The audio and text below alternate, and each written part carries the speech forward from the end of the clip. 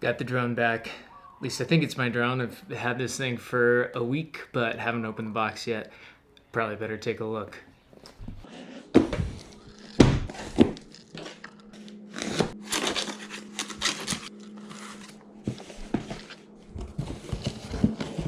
Oh, everything is finally back in its rightful place, but that is not the point of this video.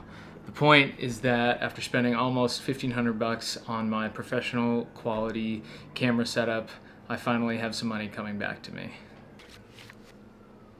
Intro.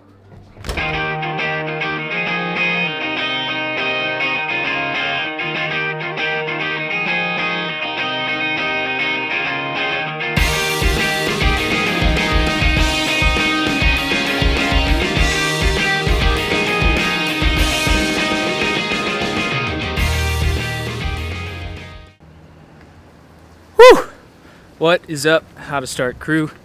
It is James here again. As I showed in the last video, I posted that Craigslist ad trying to get my first client and see if we could get some shots there, start building a client base. Well, I posted on Friday night and it is Sunday and it's happening. So I have the first gig booked at 2 p.m.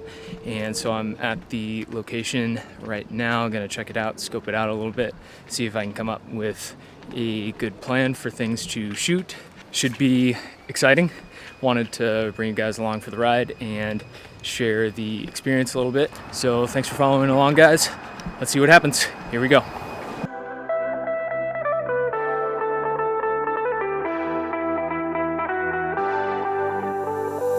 Before your life was so boring, I got up, went to work just to get back home and repeat. Before you I just felt nothing, I didn't dare to take risks. Now we be staying up all night, we don't have to sleep cause we're crazy in love, yeah. Oh, even if we start to fight, we know we can work it out. Awesome. All right. Cool. Thank you. Thank you so much. Here you are. Appreciate it. Woo! What's up, guys? This is James, and this is episode 3 of How to Start. In today's video, a little behind the scenes of getting set up and executing these first shoots, some of the shots I got, some of the lessons I learned, and hopefully some feedback from you guys. I have some shots that I'd like you to take a look at and help me decide between, and we'll plan on reviewing that feedback in the next video. Ready? Here we go.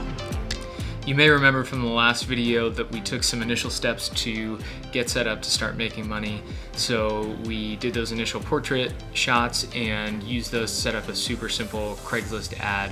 But first, before we go into any of that, why even try to make money? So why not just go around continuing to take pictures that only I like, filling my Instagram with it, and just hoping someday that somebody notices me and I become an overnight millionaire. Number one, it'd be nice to start convincing myself that that $1,500 I spent was somewhat of a good investment. And second, I'm a surf bum right now, and after not making money for an entire year, it's really refreshing to finally start filling my bank account instead of depleting it. And third, and most importantly, I think getting paid is going to help me to learn better. It'll force me to push my capabilities to get the client what they want.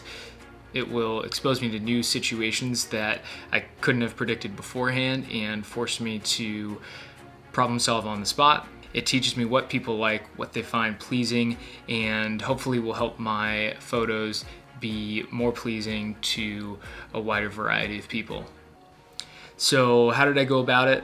For the Craigslist ad, I tried to construct some pricing that would motivate people to come give me a shot and not be super concerned that they would lose out on a ton of money if they didn't get the shots that they wanted. And it was sort of geared towards people that just valued having slightly nicer shots of themselves, maybe to upload to either Instagram or Facebook or things like that. So the pricing that I set was much cheaper than the average professional photographer rate that I found. The second thing that I did was go out and scout a couple locations. So what I was looking for were places that were scenic, but I could still construct my shots to make it seem more private. So for instance, beaches that had scenery in the background that I could get angles where other people weren't in it. Also other places that had good wall art or good features like stairs around that I could use to play into the photos and get the clients to interact with a little bit. And I considered even things like parking to make sure that the client could find it and could arrive and we could get the shoot started on time. So what actually happened? Well, to start, I posted that Craigslist ad, and I think within about 12 hours, I posted on the 7th. So on the 8th in the early morning, I got my first response. And so with that, I had shoot number 1 booked. Surprise, maternity shoot. Damn, how you gonna do that? It's totally unexpected. Yeah, and she wants to meet at 2 p.m. What, you mean like the time of the day with the harshest, least flattering light? Oh boy. Anyway, we met at the beach location. She was about a half an hour late. It turns out that she was getting her hair and makeup done specifically for this shoot, which I guess I should have expected, but sort of served to up the ante and the pressure levels on me to make sure that I got her some good shots that day.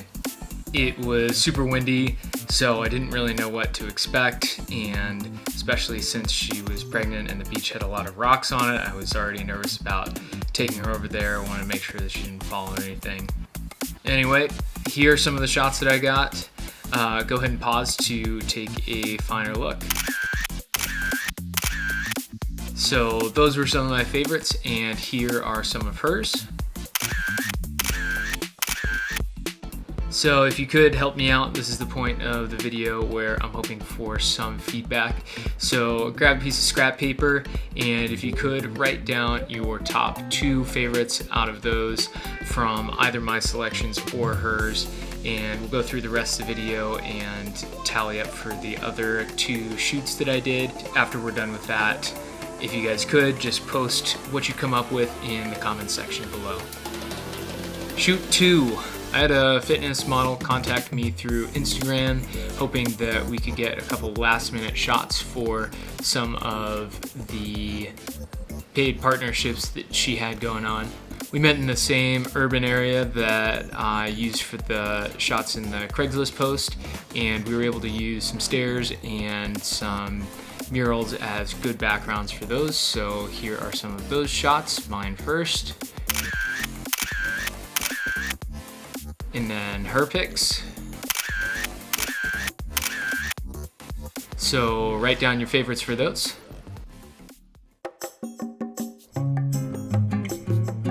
And shoot number 3 was actually a slightly older woman that was hoping to do some beach shots, but told me that she hoped that I could be a little more careful with the angles I used.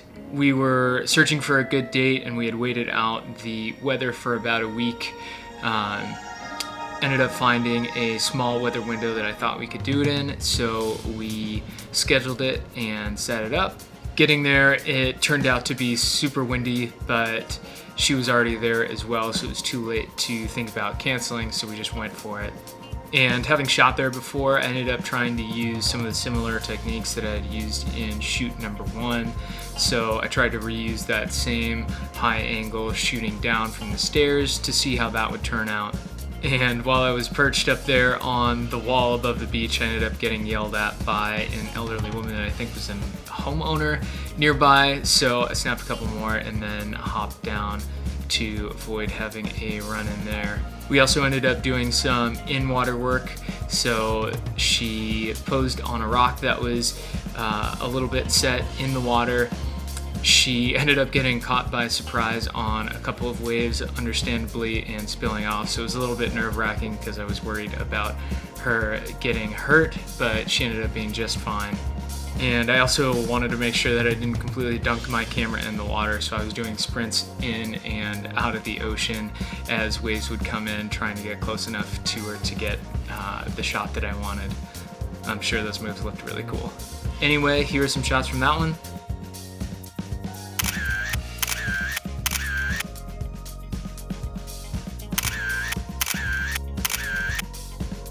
Unfortunately, though, I think we got some good ones. There was one that I thought would have been really cool, but it didn't turn out, just a little bit too blurry. The focus was sort of moving around and ended up in the wrong spot for this one. So where did we end up after all of that? We'll do a quick breakdown of the finances.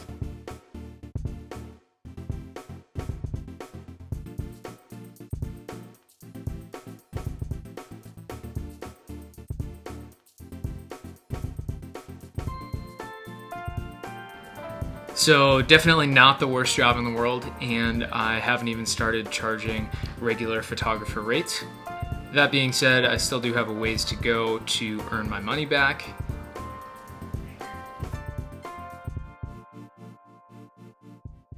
Things I did for these shoots that I think went well: spending 10 minutes or so before we got into the shoot to make sure I understood the client's goals and share a couple notes about how we would be working through the session.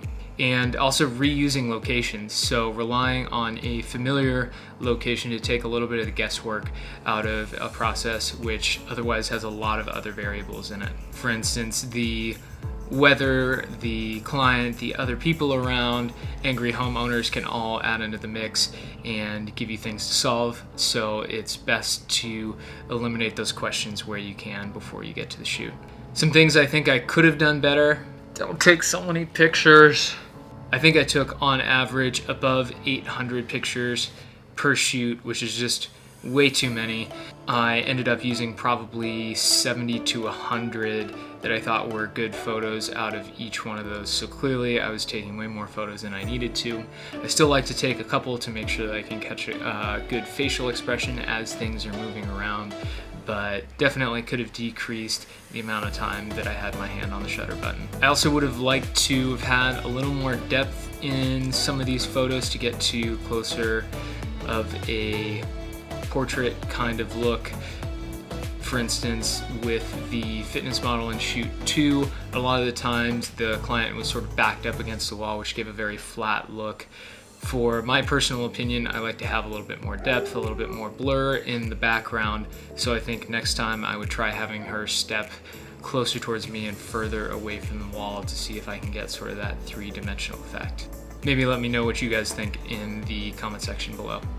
I think probably the biggest thing to improve on is posing. Most of the times I was just relying on the client to put themselves in body positions that they felt like was natural, and I would work off of that. But I think I would like to get to a point where I can lead that section a little bit more to give the client some suggestions on what to do with their hands and how to stand, etc., in ways that would be flattering to them. As I mentioned, there's a lot going on in these shoots: the lighting, camera settings, what other people in the environment are doing, and what your client is doing and how they're posed is a lot to keep in mind, a lot of variables. It's just a lot going on. And so I think that's also probably why I end up pretty scatterbrained after a lot of these shoots, is because it's not necessarily super controlled, super familiar. So I'm basically on edge for the entire time trying to figure out what to do to make sure that the photos turn out well. Anyway, I think getting to the next level will require learning a little bit more about posing and making sure that I have sort of an arsenal of poses that I can apply to the situation with clients to help them get photos that they think are the most flattering. Basically, if people are paying to have photos taken of them, I should be making them look good. So what do you think, guys? We got out, took some photos, and made some money. Which ones do you like best? Did you think the edits came out okay? Were they too much, not enough? Especially at this stage right now, your feedback is golden to me, you've already spent a couple minutes watching the rest of this video and hopefully making some notes on your favorites. So if you could spend one more minute and convert all that into a comment down below, help me out with that feedback, and for the next video I'll get that turned around and we'll see how things lined up.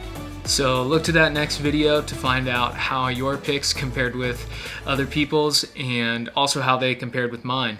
Alright, that's it for me, guys. Thanks for following along. If you haven't already, hit that like button and maybe subscribe, and hit the bell if you'd like to be notified next time a video pops up. We'll see you in the next one.